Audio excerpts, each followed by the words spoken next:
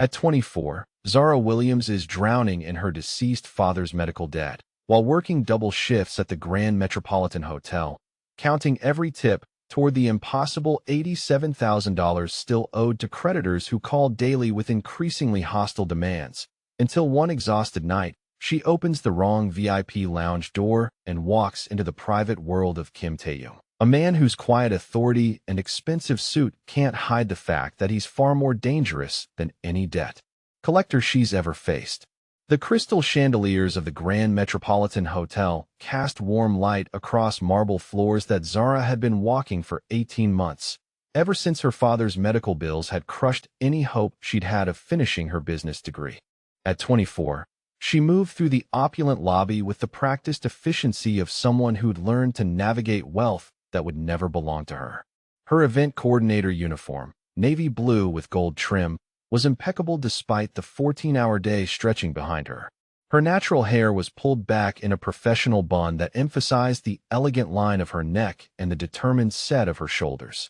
Tonight's corporate gala was the kind of high-stakes event that could make or break her reputation.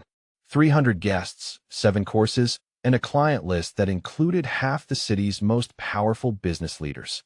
Every detail had to be perfect, every moment orchestrated with precision. The regional director of Castellane Industries had specifically requested her coordination after her flawless execution of their spring conference, and tonight's success could mean a promotion that would finally put a dent in the crushing debt that shadowed her every waking moment. $87,000. The number haunted her sleep and followed her through every day.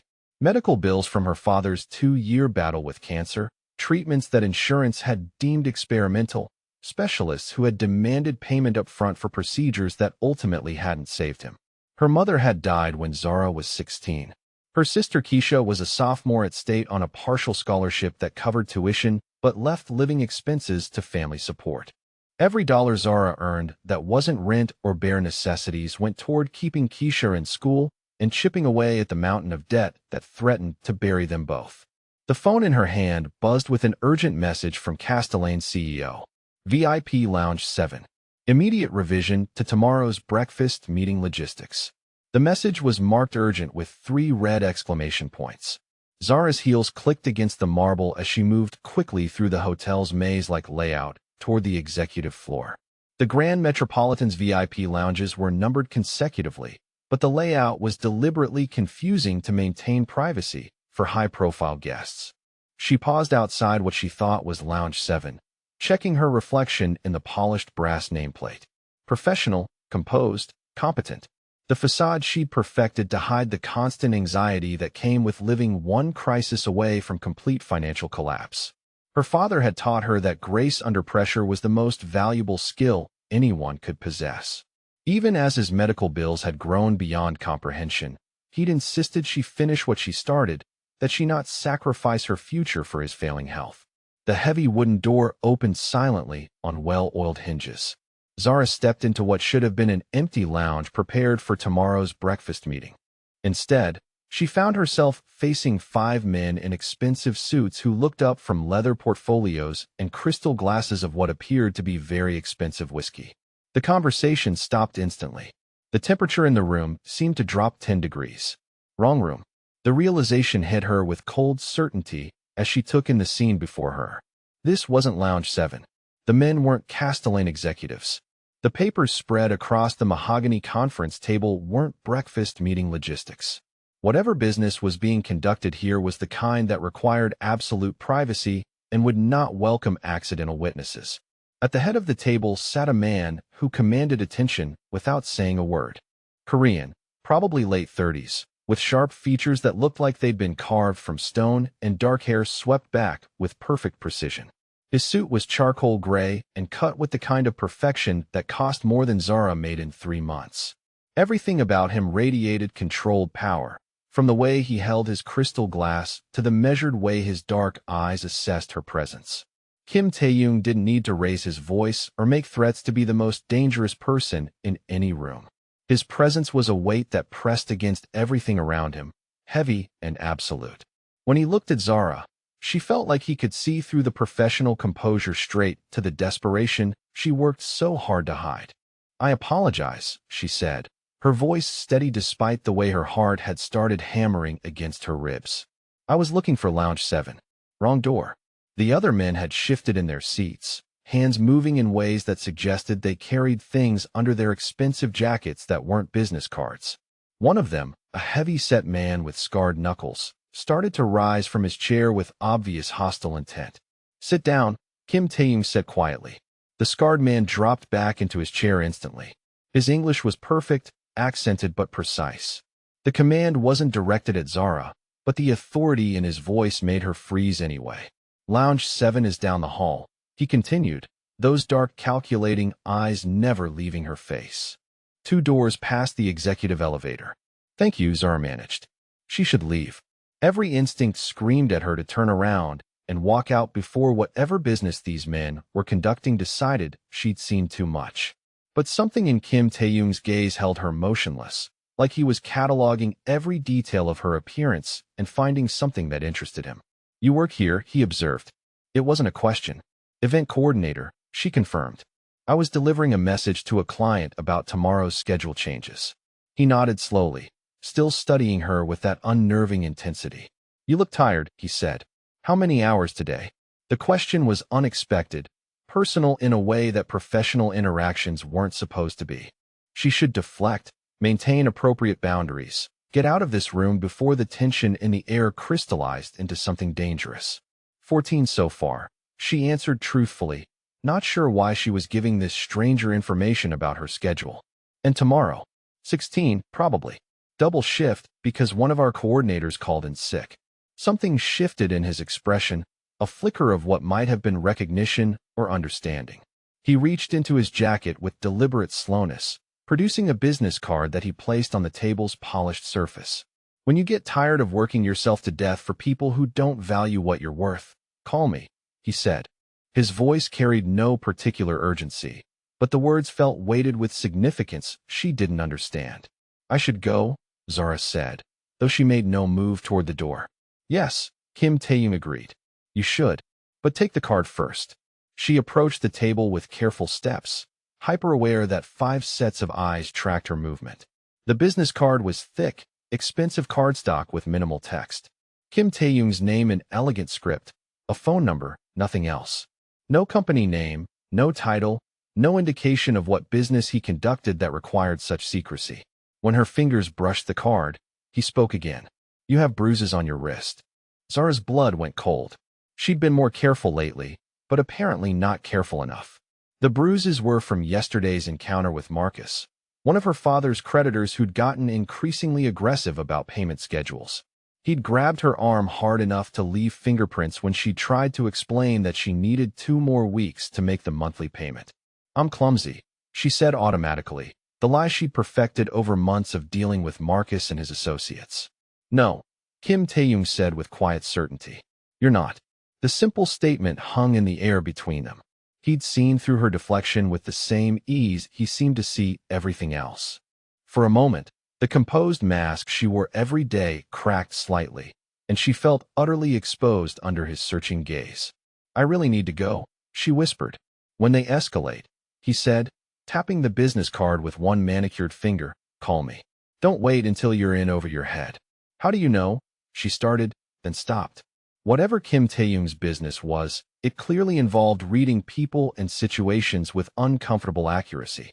He knew about the bruises because he recognized the signs. He knew about escalation because he'd probably seen it happen before. The scarred man cleared his throat impatiently. Kim Tae-young silenced him with a single glance. Go deliver your message, he told Zara. Be careful walking to your car tonight. The dismissal was gentle but absolute. Zara slipped the business card into her pocket and walked toward the door with measured steps that didn't betray the way her hands had started to shake. Whatever business was being conducted in this room, whatever Kim Tae-young did that required such expensive privacy and such dangerous-looking associates, he'd just offered her something that felt like protection. She found Lounge 7 and delivered the message revision to Castellane's CEO, maintained perfect professional composure through the remaining 3 hours of the gala, and supervised the breakdown with her usual attention to detail. But throughout it all, she could feel the weight of the business card in her pocket and the memory of dark eyes that had seen straight through to her desperation. Kim Tae-young had offered her a lifeline. She just wasn't sure if taking it would save her or damn her. 2 weeks passed before Zara understood how naive she'd been about the true scope of her father's debts. The business card Kim Tae-young had given her remained tucked inside her wallet, untouched but somehow comforting. Like a lifeline she wasn't ready to acknowledge needing. She'd thrown herself into work with renewed determination, picking up extra shifts and coordinating back-to-back events with mechanical precision. If she could just earn enough, save enough, maybe she could handle everything without involving mysterious strangers who conducted business in shadowed VIP lounges. The first sign that her situation had deteriorated came on a Tuesday morning when she found Marcus waiting outside her apartment building. He wasn't alone this time. 2 men flanked him, both built like concrete blocks wearing cheap suits that couldn't hide the obvious bulges of concealed weapons. Marcus himself had never been physically intimidating, just persistent and increasingly hostile about payment schedules. But these new associates radiated violence with casual efficiency. "We need to talk," Marcus announced when she approached the building's entrance after her morning run. "About your father's comprehensive financial obligations." "I've been making payments," Zara said carefully, keys ready in her hand in case she needed to run. "Monthly installments, just like we agreed." Marcus smiled without warmth. "See, that's where we have a problem. Turns out your old man had some gambling debts we weren't aware of when we structured the original payment plan. High-stakes poker games, underground betting, the kind of financial commitments that come with serious enforcement mechanisms." Her stomach dropped like an elevator with cut cables. "How much?" "Another 60,000, plus accumulated interest and handling fees." Marcus consulted a leather-bound notebook with theatrical precision. "Call it an even 100,000 on top of what you already owe. $187,000 total." The number hit her like a physical blow. Even if she worked every hour of every day for the next 5 years, even if she never spent a penny on anything besides basic survival, she couldn't earn that kind of money fast enough to satisfy creditors who were clearly losing patience with monthly installment plans. "I can't," she said simply. "There's no way I can pay that kind of money." "Sure you can," Marcus replied. "Creative financing, alternative payment arrangements. You work at that fancy hotel, right? Lots of wealthy guests with fat wallets and expensive jewelry just lying around in their rooms." Zara's blood turned cold as she understood what he was suggesting. "You want me to steal from hotel guests?" "I want you to find creative solutions to your liquidity problems," Marcus corrected, "before we have to explore more traditional collection methods." One of his associates cracked his knuckles with deliberate menace.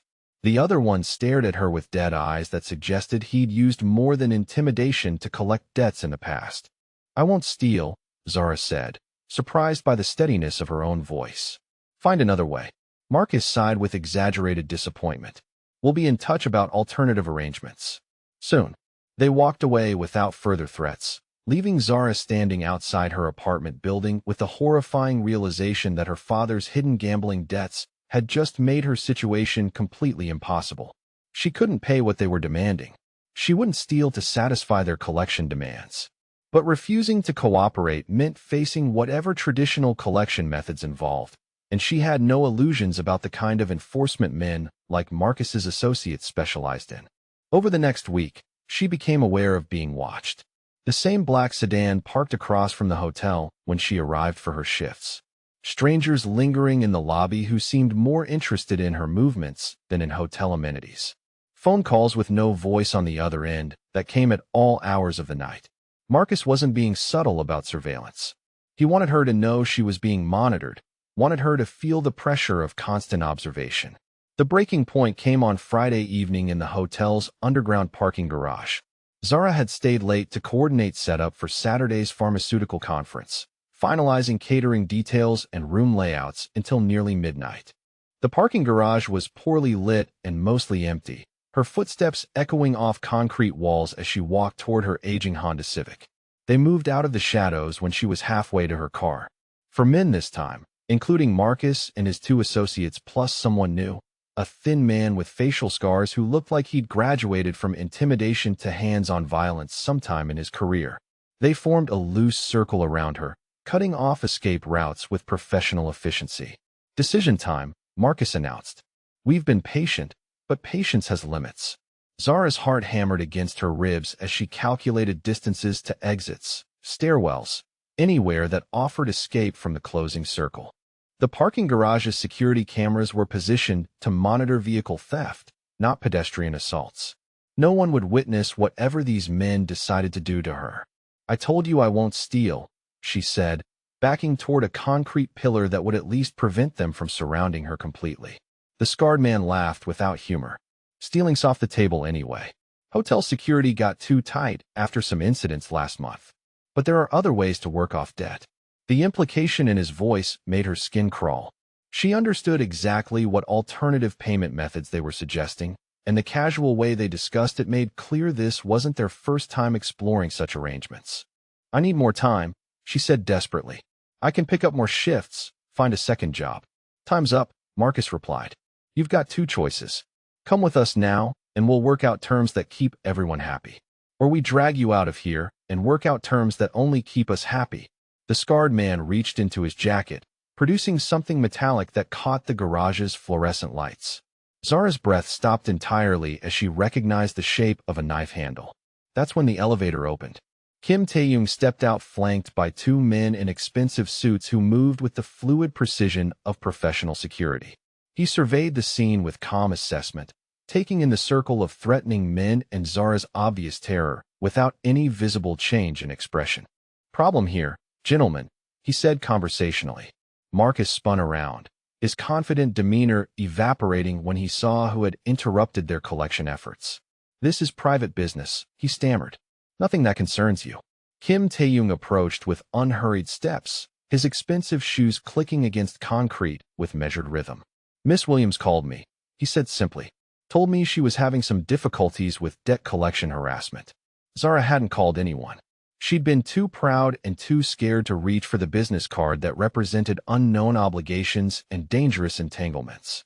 But Kim Tae-young's lie provided an explanation for his perfectly timed appearance that Marcus would have to accept.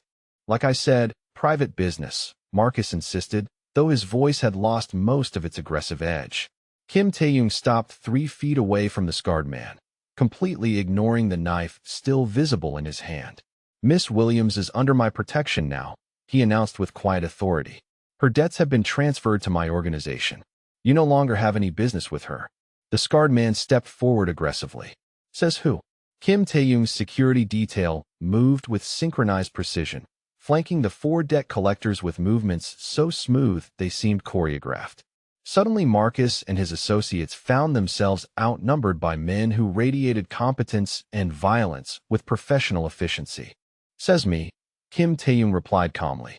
"Lee Jae-won, head of the Seoul Financial Consortium that now holds Miss Williams's father's debts. Any further collection efforts will be handled through my organization's established protocols."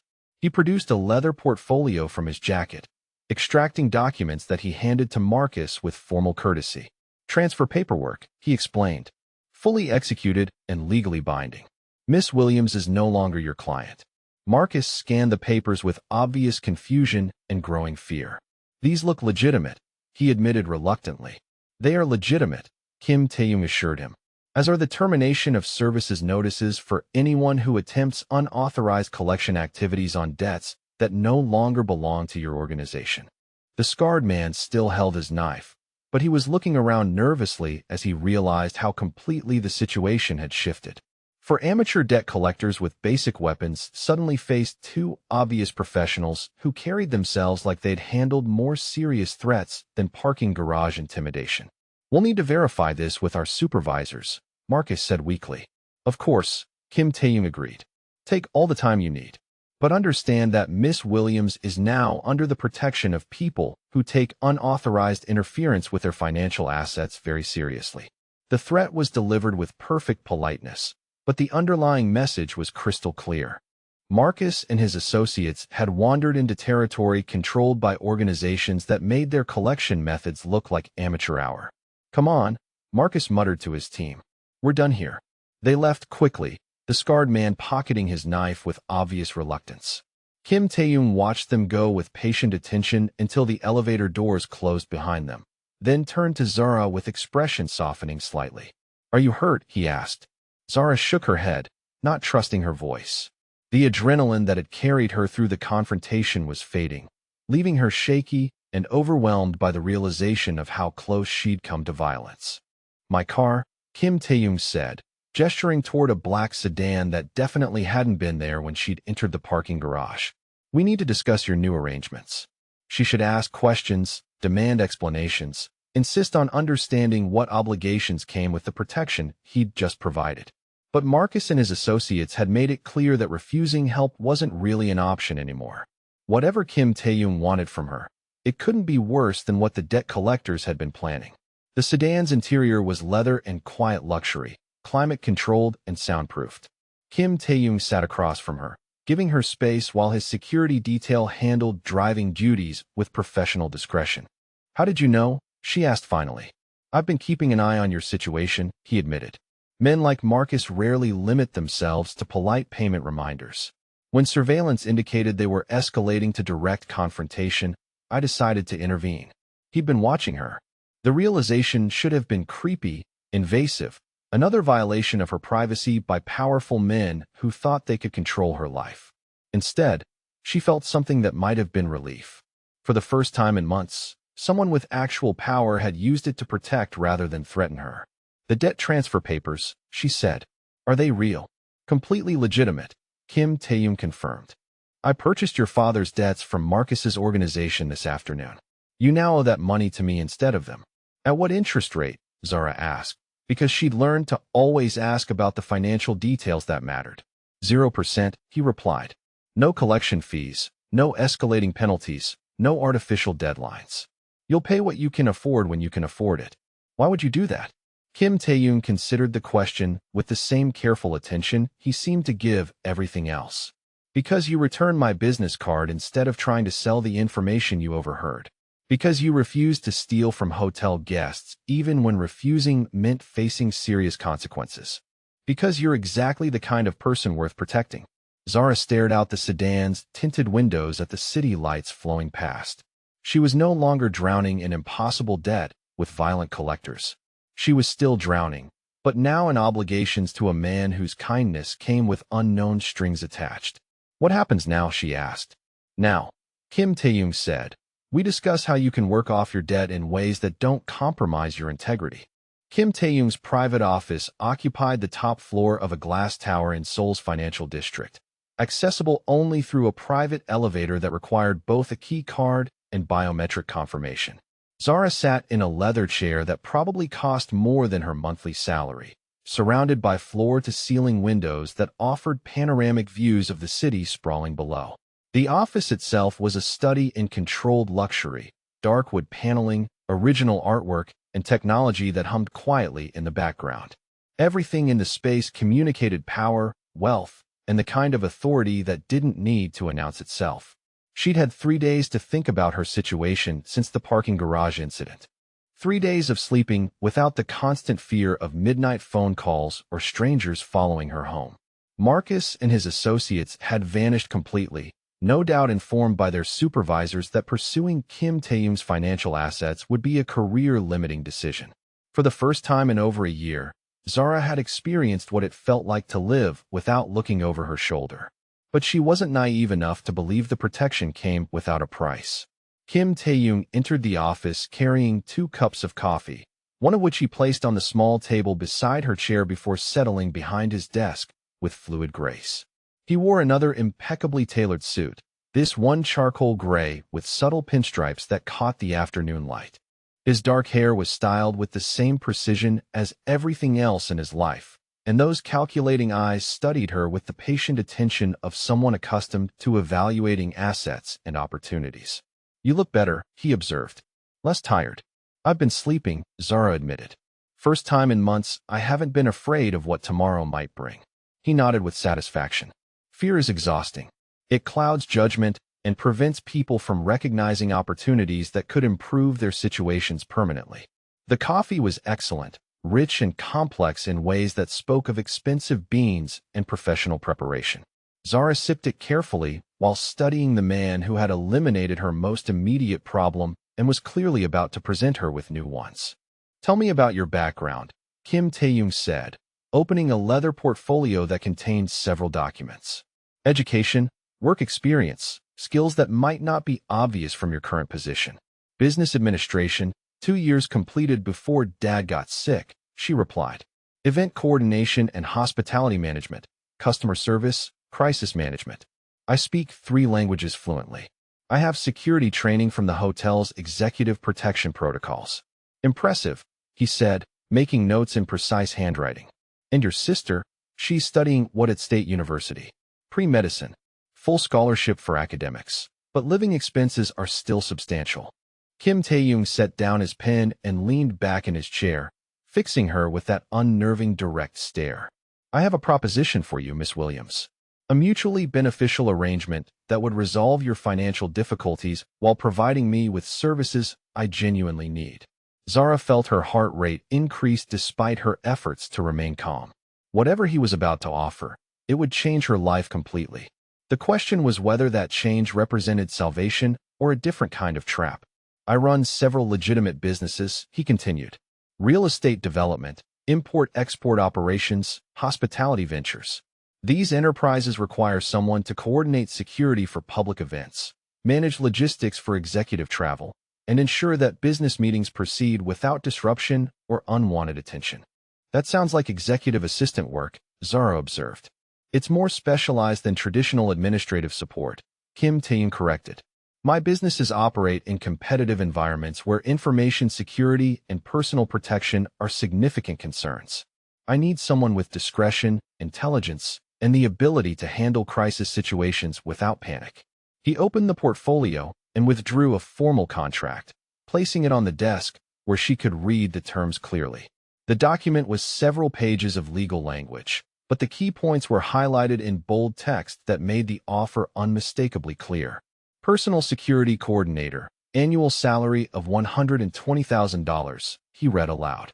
Full benefits including health insurance and retirement contributions. Your father's remaining debts, $187,000, eliminated immediately upon contract execution. Additional educational support for family members as needed. The numbers hit her like a physical impact. $120,000 annually was more than triple what she currently earned at the hotel. The debt elimination alone would free her from the crushing weight that had defined every decision for the past 18 months. Living arrangements, he continued. Company-provided apartment in secured building with 24-hour professional security. Vehicle provided and maintained. Expense account for professional requirements, including appropriate wardrobe and travel costs. Zara stared at the contract, trying to process the magnitude of what he was offering. It was more money than she'd ever imagined having access to, complete financial security for both her and Keisha, and protection from any future collection efforts or harassment. What do you expect in return?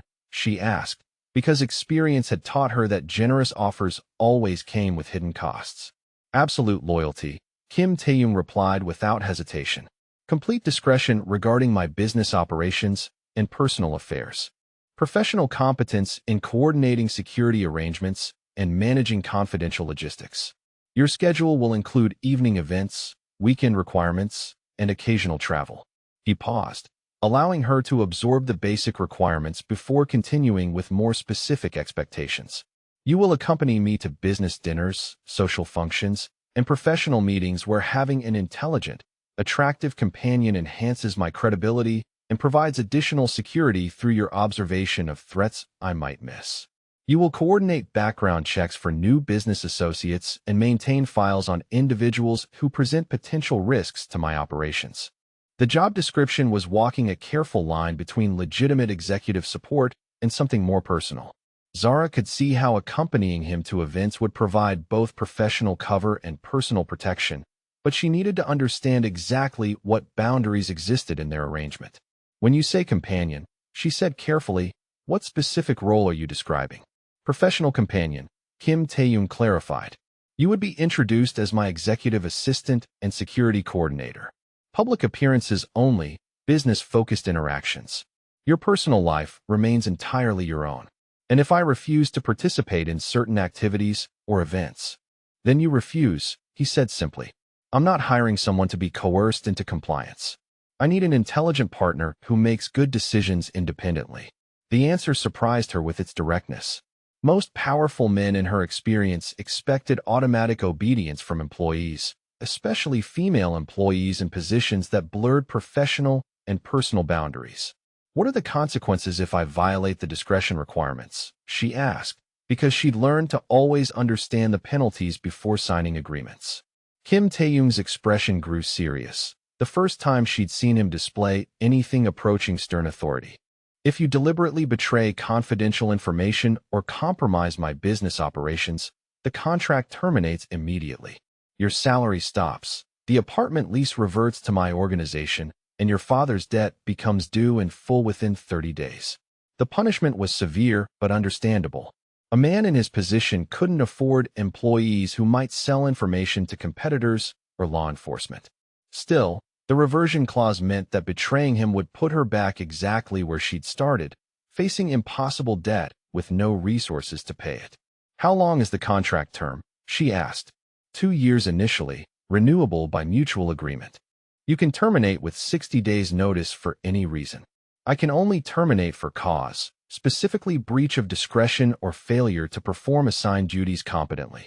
Zara read through the contract more carefully, looking for hidden clauses or obligations that weren't immediately obvious. The terms were surprisingly fair, written in clear language that avoided the deliberately confusing legal terminology most employers use to obscure employee rights. This is a lot to consider, she said finally. It is, Kim Tae-young agreed. Take the time you need to make an informed decision. But even as he offered her time to think, Zara was already running the calculations in her head. Her current salary at the Grand Metropolitan was $36,000 annually, assuming she could maintain her position despite the recent disruptions. At that rate, paying off her father's debts would take decades, assuming no medical emergencies or other financial crises derailed her payment plans. Even without interest, she'd be nearly 50 before achieving anything resembling financial freedom. Kim Tae-young's offer represented immediate debt elimination and financial security beyond anything she'd imagined possible. More importantly, it provided protection from future threats and opportunities for her sister that wouldn't exist otherwise. Keisha could focus on her pre-med studies without worrying about family financial stability. She could attend the best medical schools without drowning in student debt. The risks were significant. Working closely with a man whose legitimate businesses clearly operated adjacent to less legitimate activities meant potential exposure to criminal investigations or rival organization conflicts. Maintaining absolute discretion about information that could be valuable to law enforcement represented a moral compromise she'd never imagined facing. But the alternative was returning to crushing debt, violent collectors, and a future defined by survival rather than opportunity. I need to ask about the nature of your other businesses, she said carefully.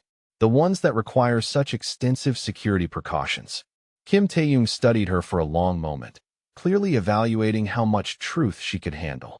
Some of my operations exist in gray areas between legitimate business and activities that regulatory agencies might find questionable, he said finally.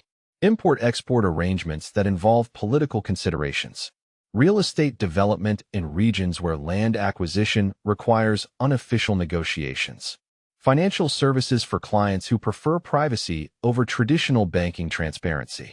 The careful phrasing told her everything she needed to know without forcing him to admit to anything specifically illegal. His businesses operated in the spaces between legal and criminal, profitable but dangerous, requiring constant vigilance against both law enforcement and criminal competition. Working for him meant accepting moral ambiguity as a condition of employment. She would be coordinating security for meetings that might involve money laundering, managing logistics for transactions that skirted import regulations, maintaining files on people who might be criminals or undercover agents or both. Her father had raised her to believe that integrity was more valuable than money, that compromise led inevitably to corruption, that good people didn't knowingly enable criminal activity even for excellent reasons. But her father had also left her with debts that made moral absolutism a luxury she couldn't afford. I accept, she said quietly. Kim Tae-young smiled for the first time since she'd met him, a genuine expression that transformed his sharp features completely. You'll start Monday, he said, producing an elegant pin from his jacket.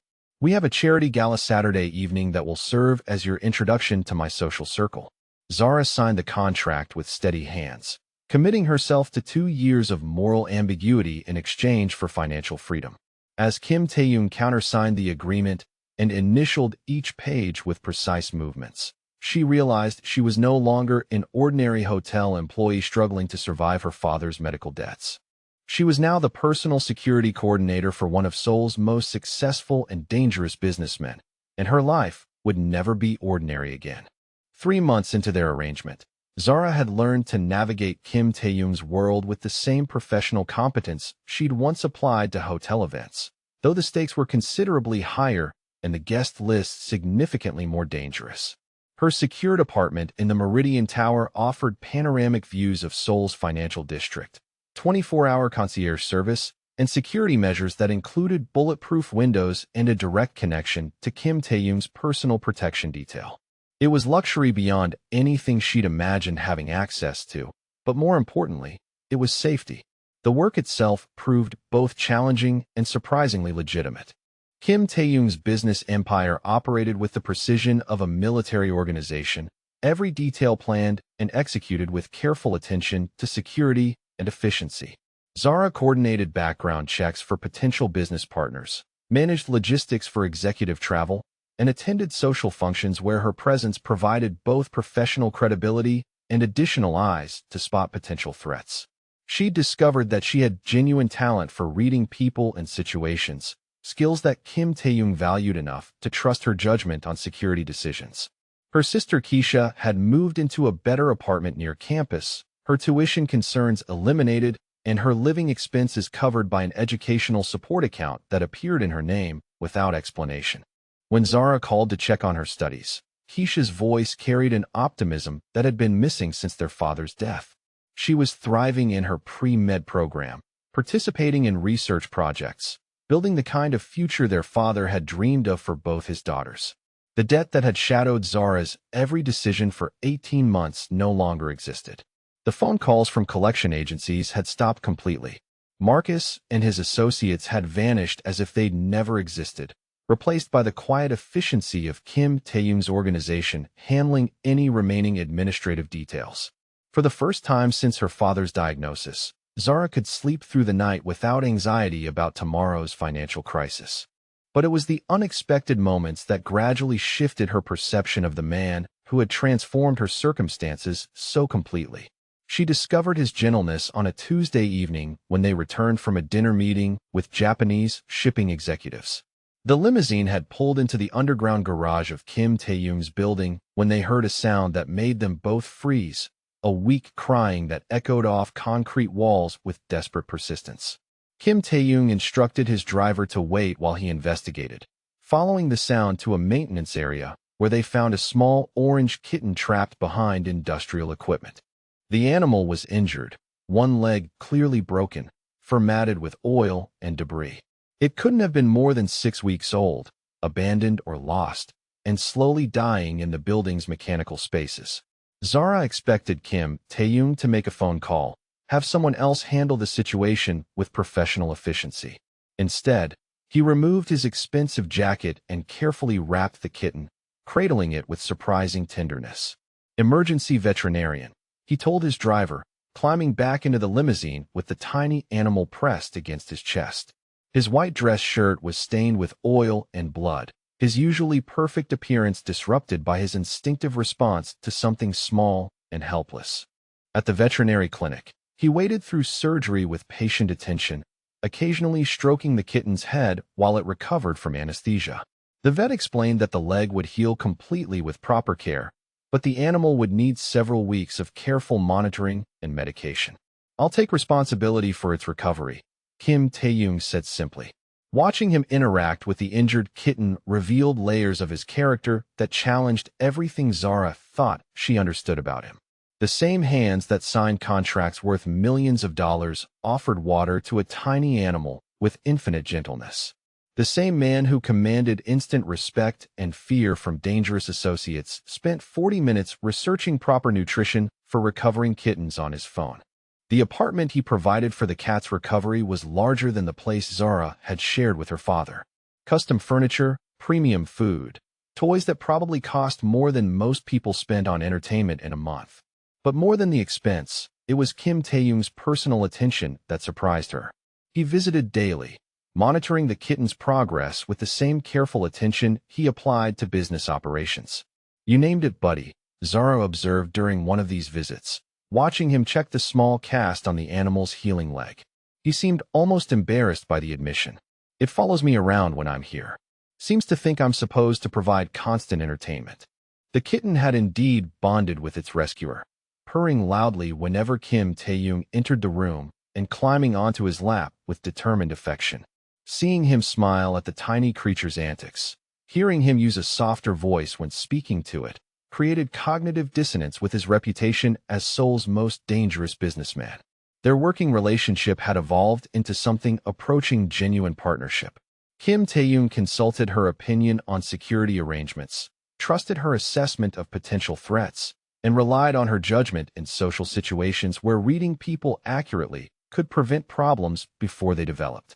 She'd proven herself capable and valuable, earning professional respect that extended throughout his organization. But it was their casual interactions that gradually built emotional intimacy neither of them had anticipated. Shared meals became routine when their schedules aligned. Conversations that started as debriefings about business meetings and evolved into discussions about books, travel, philosophy, and personal experiences.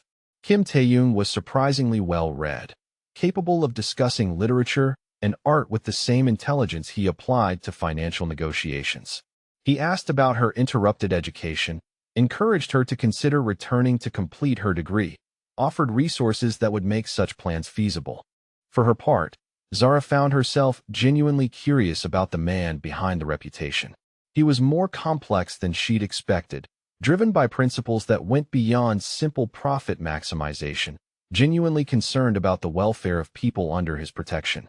His businesses operated ethically within their chosen gray areas, providing legitimate services even when those services existed adjacent to less legitimate activities. The conversation that changed everything happened on a Friday evening in late autumn.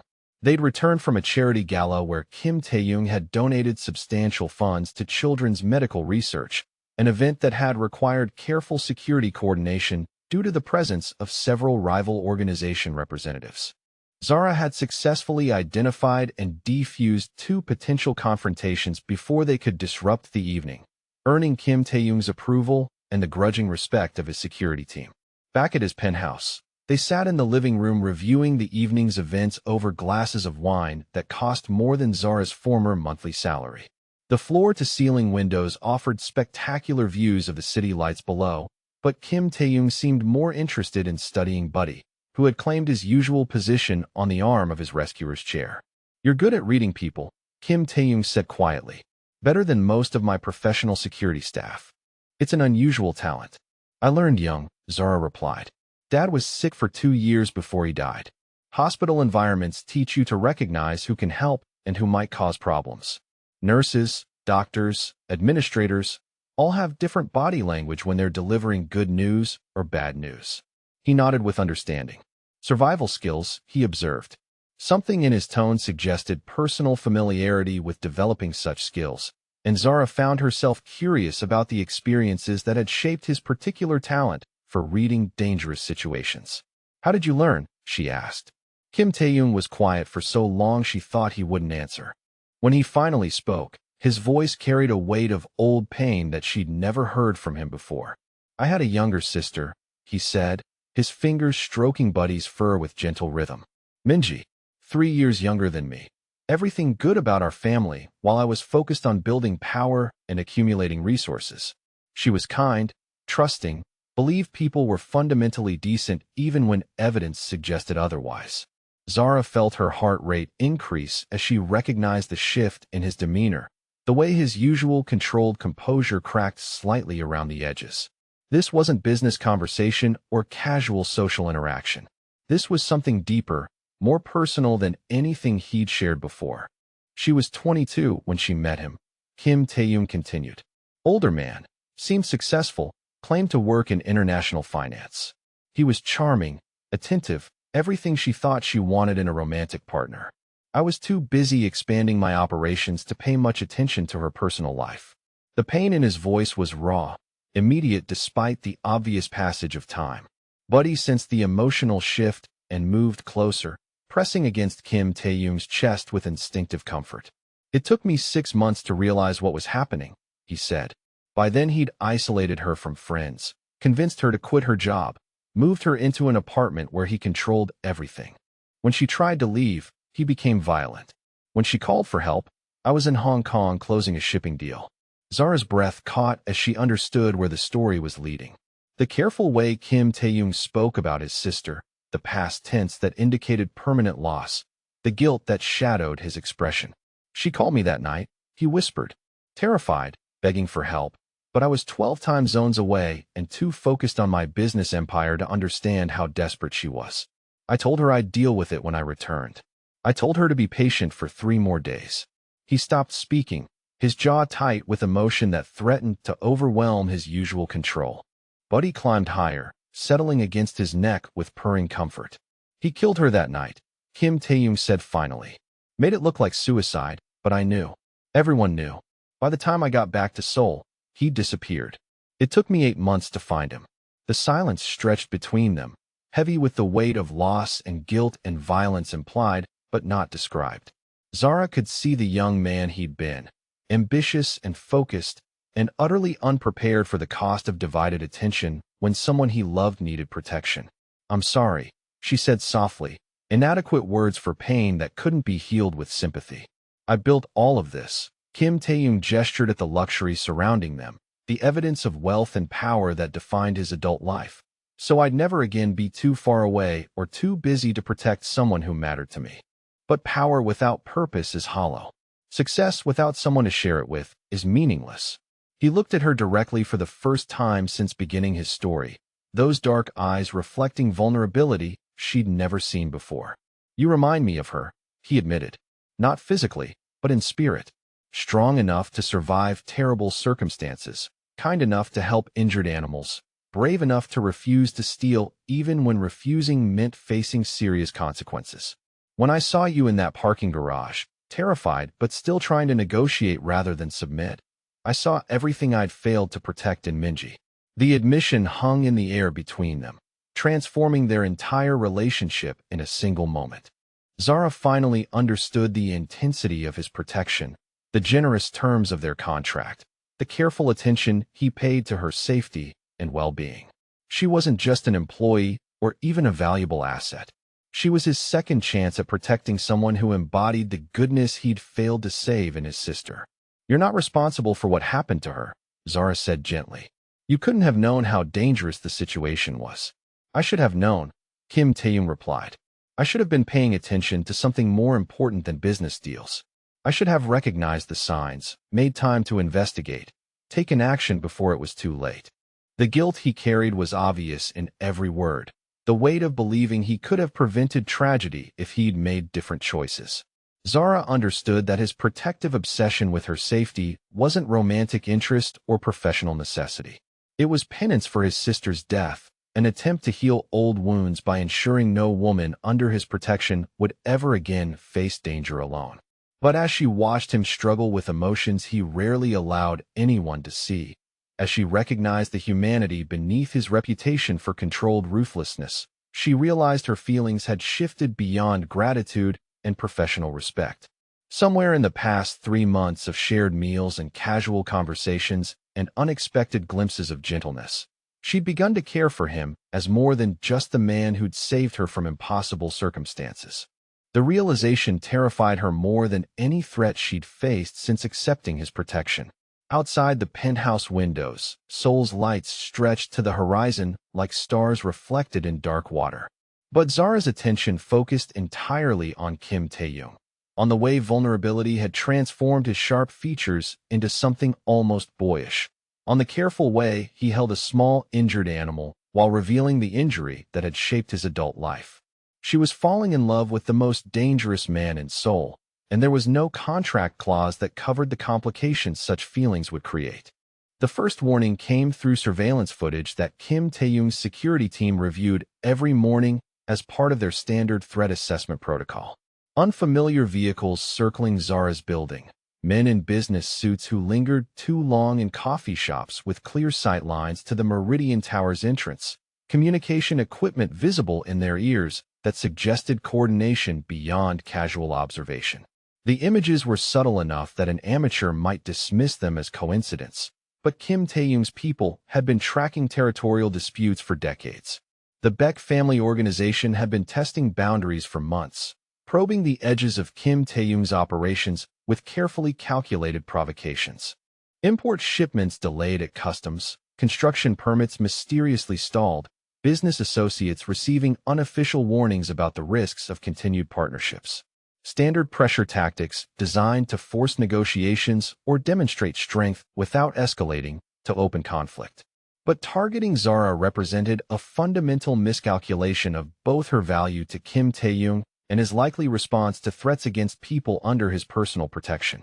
The attack came on a Wednesday evening when Zara was returning from a coordination meeting with the security team for Friday's pharmaceutical conference. She'd stayed late to review floor plans and evacuation protocols, the kind of detailed preparation that had made her invaluable to Kim Tae-young's organization.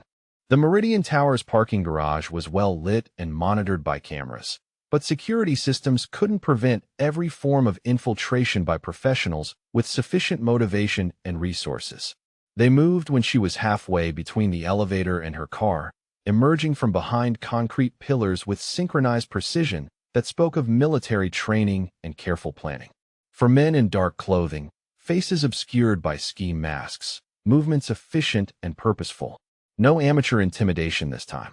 These were specialists hired to complete a specific objective with minimal risk of failure. Zara's heart hammered against her ribs as she recognized the tactical formation, the way they controlled space to prevent escape while maintaining clear lanes of movement for extraction. The security training Kim Tae-young had insisted she complete kicked in automatically, muscle memory overriding panic as she assessed distances to cover, potential weapons, communication options. Her phone was already in her hand, speed dial connecting to Kim Tae-young's private emergency line before the first attacker reached speaking distance. The call connected on the second ring, but she couldn't risk speaking without alerting them to her communication. The lead attacker gestured for silence with professional calm. "No one gets hurt if you cooperate," he said in accented English. Simple transportation to a secure location for business discussion. Zara backed toward a concrete pillar that would limit their approach angles while keeping her phone line open. She could hear Kim Tae-young's voice demanding information, but speaking would compromise the only advantage she currently possessed.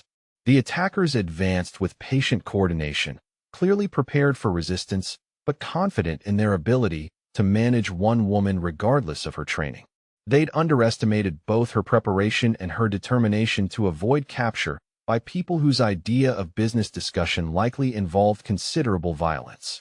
She threw her keys at the nearest man's face and sprinted toward the stairwell exit, gambling that superior knowledge of the building's layout would offset their numbers and equipment.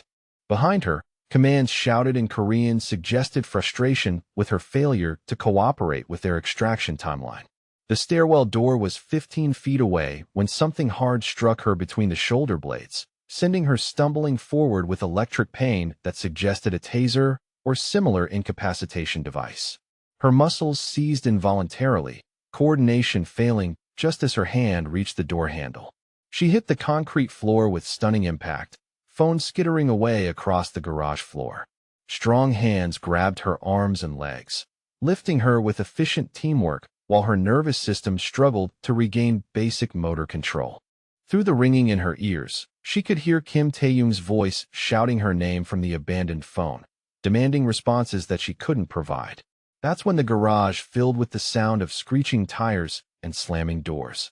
Kim Tae-young's security team arrived with overwhelming force. 3 black SUVs disgorging armed professionals who moved with the fluid precision of elite military units.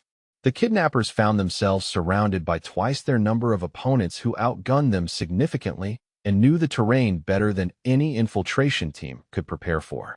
The firefight was brief and decisive. Professional criminals understood cost-benefit analysis better than romantic ideals about fighting to the death. When escape became impossible and victory unlikely, surrender represented the only rational choice for people who viewed kidnapping as business rather than personal vendetta. Kim Tae-young arrived in the fourth vehicle, emerging before it had completely stopped with barely controlled desperation that transformed his usual composed authority into something raw and dangerous. He reached Zara while she was still struggling to regain full muscle control, dropping to his knees beside her with hands that shook slightly as they checked for injuries. "Are you hurt?" he demanded, his voice harsh with an emotion she'd never heard from him before. "Taser," she managed, her speech still slurred from the electrical disruption. "I'm okay." But he wasn't okay. The careful control that defined Kim Tae-young's public persona had cracked completely, revealing fear and fury in equal measures. He gathered her against his chest with desperate intensity, holding her like he was afraid she might disappear if he loosened his grip. "I thought I'd lost you," he whispered against her hair. "When I heard the attack through the phone and couldn't reach you, I thought I was too late again." The reference to his sister's death was unmistakable, the old trauma overlaying present terror in ways that made his hands tremble as they stroked her back. Zara could feel the rapid hammering of his heartbeat. The way his breathing was too fast and too shallow for someone who wasn't experiencing genuine panic. "I'm here," she said softly. "I'm safe." Around them, his security team was efficiently processing the captured attackers and securing the crime scene. But Kim Tae-young seemed oblivious to everything except the woman in his arms. The professional mask he wore for the rest of the world had completely disappeared, leaving only a man who'd come terrifyingly close to losing something he couldn't bear to lose. "They carried me away," Zara whispered, needing to explain what had happened while the memory was still clear. "Professional team, Korean speakers, probably Beck family based on the coordination level." Kim Tae-young's arms tightened around her, his voice dropping to a tone that carried promises of violence. "The Beck family just made the biggest mistake of their organizational existence," he said with cold certainty. "Touching you means declaring war on everything I've built." He helped her to her feet with careful attention, supporting her weight until her balance fully returned. But even standing, he kept one arm around her waist, as if physical contact was necessary to confirm she remained safe and present. "The safe house," he said to his security chief. "Full protective detail until we've eliminated every member of their leadership structure." Within minutes, they were moving through Seoul in an armored convoy, surrounded by professional security, while Kim Tae-young maintained constant physical contact through gentle touches that spoke of continued disbelief at her safety. The safe house turned out to be a penthouse apartment in a building that looked residential, but clearly housed more security features than most military installations. Once they were alone in the apartment's living room, Kim Tae-young finally allowed his remaining composure to crumble completely. He pulled her into his arms again, burying his face against her neck while his shoulders shook with the aftermath of terror he'd been suppressing for the sake of operational necessity. "I can't do this anymore," he said, his voice muffled but desperate. "I can't pretend you're just an employee, just someone under my protection for business reasons. When I thought they might take you, when I imagined what they might do, I realized I'd rather burn down everything I've built than live in a world where you weren't safe." Zara's breath caught as she understood the full scope of what he was admitting. The professional boundaries they'd maintained, the careful distance that kept their relationship from crossing into personal territory, the pretense that her value to him was purely functional, all of it was dissolving in the wake of crisis that had forced them both to confront deeper truths. "You're not just my employee," Kim Tae-young continued, pulling back to look at her directly. "You're not just someone I'm protecting out of guilt about my sister. You're the reason I come home every night instead of sleeping at the office. You're the reason I actually taste food when we eat together. You're the reason I remember what it feels like to be human instead of just dangerous." The admission hung between them, vulnerability so complete it transformed everything about their relationship in a single moment. Zara could see past his reputation to the man who rescued injured animals and carried guilt about failing to protect his sister and had built an empire just to ensure he'd never again be powerless when someone he cared about needed him. "I love you," she whispered, the truth emerging without conscious decision. Not because you saved me, not because you eliminated my debts or gave me security. Because you're gentle with broken things and patient with my questions and strong enough to be vulnerable when it matters. Kim Tae-young's response was immediate and overwhelming, his mouth finding hers with desperate intensity while his hands tangled in her hair. The kiss was nothing like the careful professional distance they'd maintained for months, nothing like the polite social interactions that had hidden their growing connection. This was need and relief and love finally acknowledged, desperate and tender and absolutely claiming. When they broke apart, both breathing hard, Kim Tae-young rested his forehead against hers while his hands framed her face with infinite gentleness. "You're mine," he said, the words carrying weight of possession and promise and desperate need all combined. "Not because of any contract, not because you owe me anything, but because I love you beyond reason and I'll spend the rest of my life making sure you never regret choosing me." "I'm yours," Zara agreed, her voice steady despite the way her heart was racing. "And you're mine, broken pieces and complicated business and dangerous enemies and all. Forever," Kim Tae-young promised, pulling her closer until there was no space between them. "No matter what it costs, no matter who tries to take you away, you're mine forever." Outside the safe house windows, Seoul stretched in all directions like a glittering battlefield where powerful families fought for territory and influence. But inside the apartment, surrounded by bulletproof glass and armed security, Zara finally understood what safety actually meant. It wasn't just protection from external threats. It was belonging completely to someone strong enough and ruthless enough to eliminate any danger that threatened their happiness together. She was no longer just the hotel worker who'd walked into the wrong VIP lounge. She was Kim Tae-young's woman, claimed and cherished and protected by the most dangerous man in Seoul. And she'd never been happier to belong to anyone in her entire life. The elimination of the Beck family organization took exactly 72 hours and unfolded with the systematic precision that characterized all of Kim Tae-young's strategic operations. Zara watched the process from the safe house, monitoring reports as his security teams dismantled an entire criminal enterprise with efficiency that was both impressive and terrifying. No direct violence was necessary. Financial pressure, regulatory investigations, and strategic leaks to rival organizations accomplished more than bullets could have achieved while maintaining plausible deniability about Kim Tae-young's involvement. By Friday morning, the Beck family leadership had fled Seoul permanently, their remaining assets absorbed by competitors, their territorial claims redistributed among organizations smart enough not to target Kim Tae-young's personal interests. The message sent to every criminal family in the region was unmistakable. Threatening his woman meant facing total destruction of everything they'd built over generations. Zara found herself simultaneously grateful for his protection and sobered by the scope of power he could deploy when sufficiently motivated. The man who rescued injured kittens and remembered her coffee preferences could orchestrate the complete annihilation of his enemies without losing a single night's sleep. It was a level of ruthless competence that should have frightened her, but instead made her feel safer than she'd ever imagined possible. The safe house period became an unexpected honeymoon, 3 weeks of uninterrupted time together while Kim Tae-young's security teams verified that every potential threat had been neutralized. They talked for hours about everything and nothing, sharing stories from their childhoods, discussing books and travel plans and philosophical questions that had no clear answers. Without the formal structure of their professional relationship, she discovered layers of his personality that had been hidden behind careful boundaries.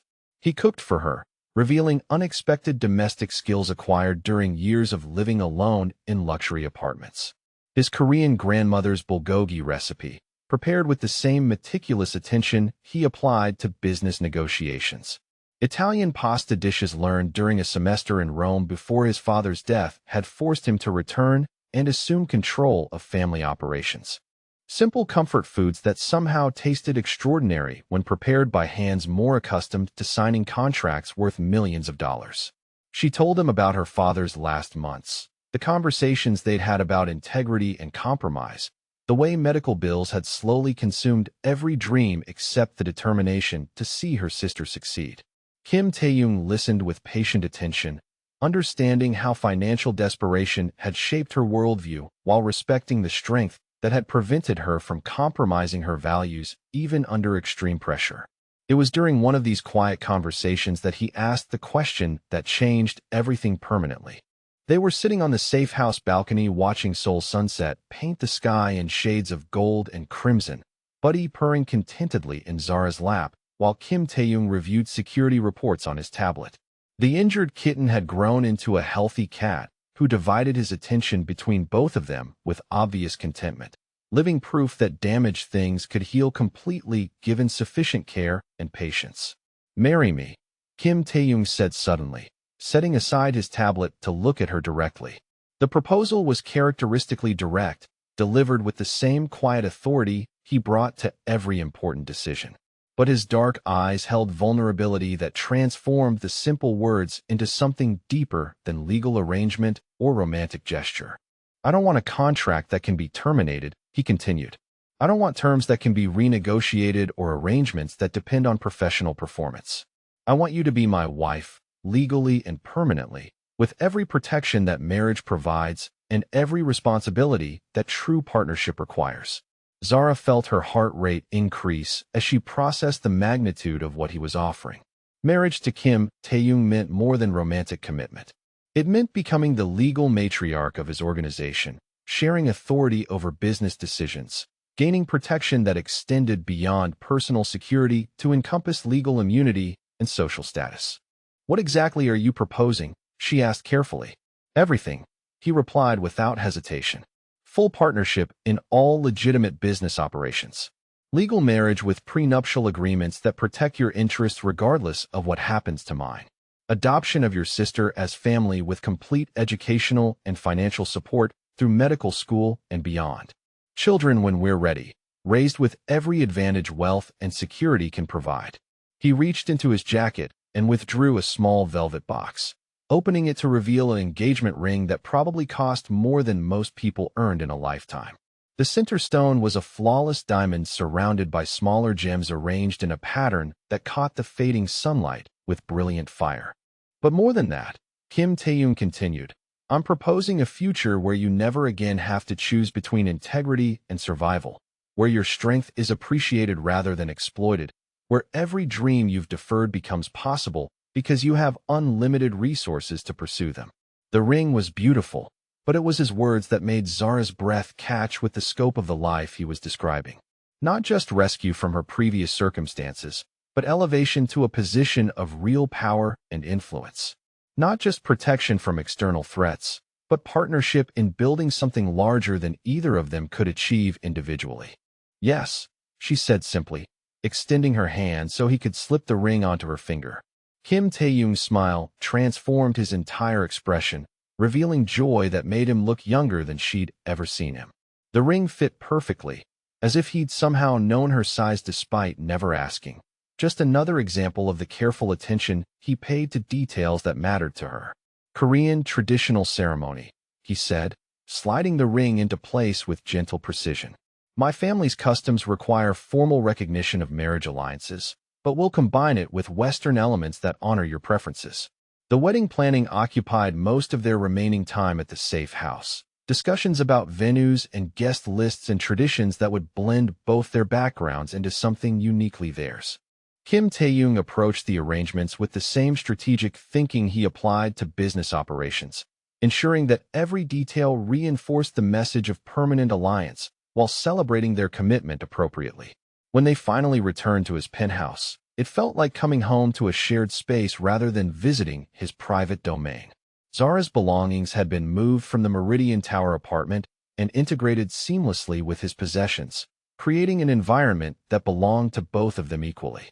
Her books on the shelves beside his business journals, her photographs displayed alongside his artwork, her favorite coffee stocked in the kitchen that had become their kitchen. The pharmaceutical conference she'd been preparing when the Beck family attack proceeded without incident, her coordination efforts ensuring perfect execution despite the personal crisis that had interrupted preparation. But now she worked as Kim Tae-young's partner rather than employee, making decisions with authority that reflected her new position within his organization. Keisha flew in from university for the engagement celebration, meeting Kim Tae-young for the first time with the protective suspicion of a younger sister determined to verify that her sibling was making good choices. By the end of the evening, she was calling him Appa with genuine affection, impressed by his intelligence and charmed by his obvious devotion to Zara's happiness. "Your sister approves," Kim Tae-young observed as they watched Keisha play with Buddy in the penthouse living room. "She's practical," Zara replied. "She knows you eliminated every financial obstacle to her medical career, and you make me happier than I've ever been." Approval was inevitable once she confirmed you're not secretly terrible. The wedding took place 6 months later in a ceremony that perfectly balanced Korean tradition with contemporary celebration. The guest list included legitimate business leaders, political figures, and cultural luminaries alongside the carefully selected representatives from Kim Tae-young's less conventional business associates. Zara wore a traditional hanbok for the Korean ceremony, then changed into a white designer gown for the Western reception, symbolizing the successful fusion of their different backgrounds. Standing at the altar beside Kim Tae-young, surrounded by flowers that cost more than her father's entire medical treatment, Zara marveled at the impossible journey that had brought her to this moment. 18 months ago, she'd been drowning in debt, working double shifts at a hotel, counting every tip toward an escape fund that would never have been sufficient to achieve real freedom. Now she was marrying the most powerful man in Seoul, gaining not just his protection and wealth, but genuine partnership in building an empire that operated across multiple industries and continents. Her sister was thriving in medical school with complete financial security.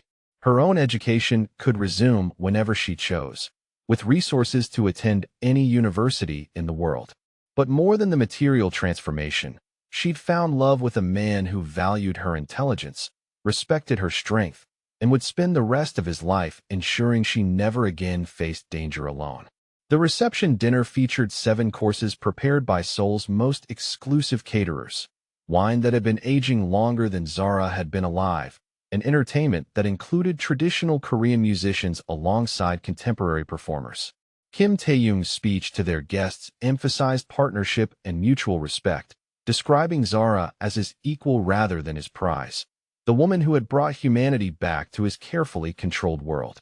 When they cut the wedding cake together, his hand covering hers on the knife handle, photographers captured the moment that would appear in business journals across Asia. The marriage alliance between Kim Tae-young and his American wife represented more than personal commitment. It symbolized his organization's evolution toward legitimate respectability while maintaining the strength necessary to protect their interests. Their honeymoon took them to private islands in the Caribbean where security was discreet but absolute, beaches where they could walk without bodyguards shadowing their movements, luxury resorts where Kim Tae-young could relax completely for the first time in years. Zara discovered that away from business pressures, her husband was playful and romantic in ways that surprised her with their spontaneity. But it was the quiet moments that meant the most. Mornings when she woke to find him watching her sleep with expression of wonder that suggested he still couldn't quite believe she'd chosen to stay. Evenings when they sat on private terraces discussing everything from literature to philosophy to plans for their shared future. Nights when he held her close and whispered about the children they would raise together, the legacy they would build, the love that would define every decision for the rest of their lives. When they returned to Seoul, it was to a renovated penthouse that had been redesigned to accommodate their new status as married partners. A home office where Zara could manage her expanding role in the legitimate business operations. A nursery that remained empty but ready, decorated in gender-neutral colors that suggested optimistic planning for family expansion. Spaces that belonged to both of them, designed for a life they would share permanently. 6 months after the wedding, Zara officially enrolled in Seoul University's International Business Program, completing the education that had been interrupted by her father's illness. Kim Tae-young arranged her schedule to accommodate both academic requirements and her responsibilities within his organization, ensuring that her studies enhanced rather than competed with their partnership. A year after the wedding, they began seriously discussing children, visiting fertility specialists, and researching the best schools in Seoul for bilingual education. Kim Tae-young wanted sons who would inherit his business acumen and daughters who would share Zara's strength and integrity. She wanted children who would grow up secure and loved, never knowing the fear of financial uncertainty or physical threat. 2 years after the wedding, when Zara graduated summa cum laude with her business degree, Kim Tae-young's pride was visible to everyone who attended the ceremony. His wife had not only survived the transition from struggling hotel worker to powerful crime boss's partner, she had excelled in every challenge and opportunity their life together provided. The woman who had once walked into the wrong VIP lounge by exhausted mistake now commanded respect throughout Seoul's legitimate business community. She coordinated international conferences, managed multi-million-dollar projects, and made strategic decisions that affected hundreds of employees across multiple corporations. Her integrity remained uncompromised, but she'd learned to navigate gray areas with the same intelligence that had once helped her survive impossible debt. Standing in their penthouse office reviewing contracts for a new hospitality venture, Zara could see her reflection in the floor-to-ceiling windows that overlooked the city sprawling below. Designer clothes that fit perfectly, confidence that came from never having to fear tomorrow's bills, authority that people respected because it had been earned through competence rather than granted through marriage. Kim Tae-young approached from behind, wrapping his arms around her waist while studying the same city lights that had once seemed impossibly distant from her small apartment and mounting debts. "Any regrets?" he asked quietly. "About what?" she replied, leaning back against the solid warmth of his chest. "About walking into the wrong door that night. About accepting my protection. About marrying a man whose business operates in shadows as much as sunlight." Zara considered the question seriously, thinking about the path that had brought her to this moment of absolute security and genuine happiness. She'd compromised some of her father's idealistic principles about moral purity. She'd accepted benefits that came from activities that existed in legal gray areas. She'd married a man who commanded fear as much as respect and could eliminate enemies with terrifying efficiency. But she'd also saved her sister's future, honored her father's memory by refusing to steal even under extreme pressure, and found love with someone who valued her strength enough to make her his equal partner rather than his protected dependent. "No regrets," she said firmly. "Just gratitude for the courage to accept help when I needed it, and the wisdom to recognize when someone was offering genuine partnership rather than just rescue." Kim Tae-young's arms tightened around her, his voice carrying the same wonder that had characterized their relationship since the beginning. "I love you, Mrs. Kim," he said formally. "I love you too, Mr. Kim," she replied, using the honorific that still made her smile with its implications of permanence and respect. Outside their windows, Seoul continued its endless rhythm of commerce and ambition, millions of people pursuing dreams and surviving challenges and building futures with whatever resources they could command. But inside their penthouse, Zara had everything she'd ever dared hope for and more than she'd ever imagined possible. She was no longer the desperate hotel worker who'd opened the wrong door and stumbled into a dangerous man's private world. She was Kim Tae-young's wife, his business partner, his equal in every way that mattered. She was protected by the most powerful organization in Seoul and loved by the man who had built that empire specifically to ensure she would never again face any threat alone.